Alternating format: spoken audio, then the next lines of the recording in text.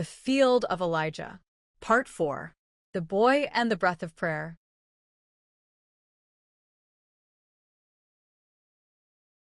The morning was still when they arrived, a mother carrying her son in her arms.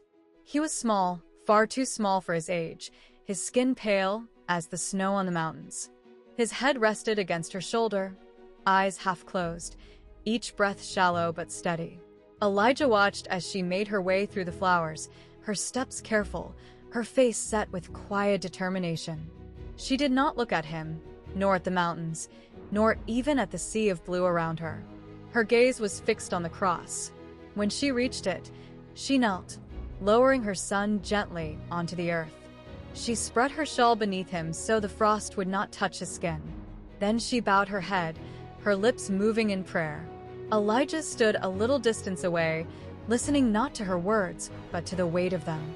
They were not polished prayers, not the kind spoken in churches. They were raw, trembling, stitched together with desperation and love. The boy stirred, his small hand brushing against the flowers. One petal clung to his palm, and he opened his eyes just enough to see it. A faint smile touched his lips. "Blue," he whispered. The mother gasped softly, tears spilling down her cheeks. She looked at Elijah then, as if to ask if this was a sign. Elijah did not answer with words. Instead, he knelt beside the boy and placed his own weathered hand over the child's. "God is here," Elijah said simply. The wind moved through the field, bending the flowers in a single wave, as though the valley itself was breathing with them.